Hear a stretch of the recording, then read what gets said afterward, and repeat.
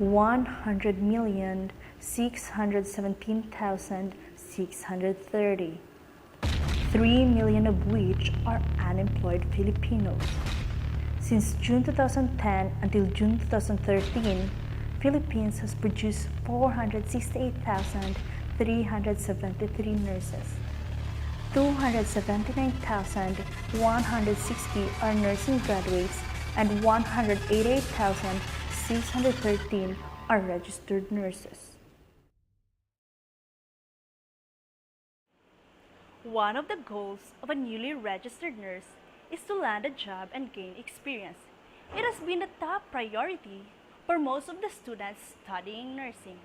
To prove our point, we interviewed random student nurses in MSU-IIT on what they're going to do after passing the board exam. Excuse me, hello. Oh, hi. Can I ask you something?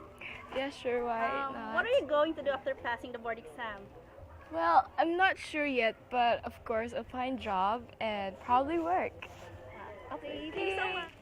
After passing the board exam, siguro maghahanap ako ng trabaho dito for 5 months, I think, or 5 months experience, and then after that,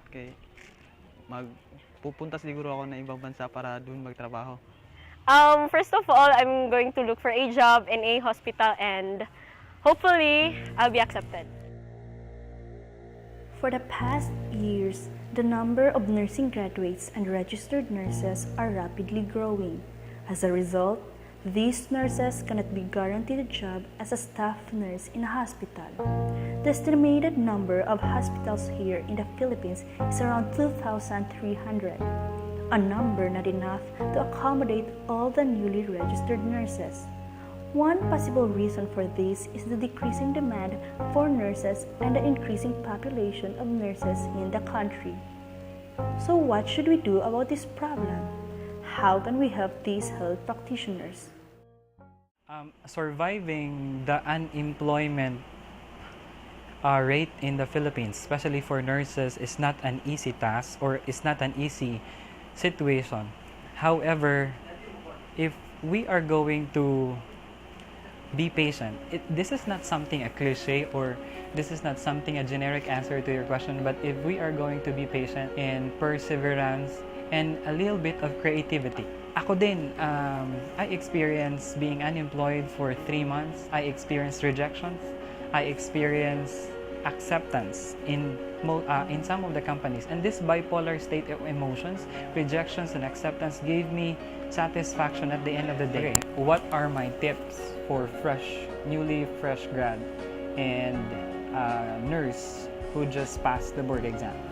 My first question is, what is your overarching principle when you take up nursing? If your overarching principle is you really love to be a nurse, then you have to upgrade first your skills after taking up license.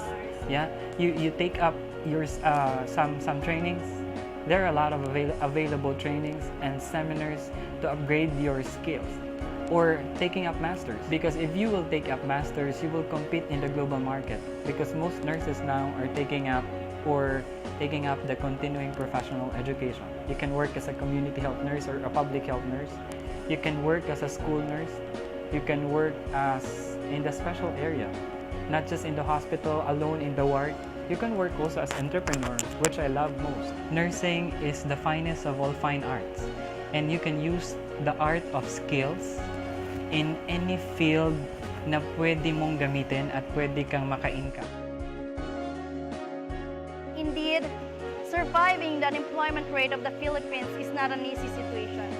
If we are going to be patient, with perseverance and a little bit of creativity, nurses and other allied health professionals may abscond in the reality of unemployment. This documentary may not totally change the unemployment rate of our country, but little by little, we wish to make a difference.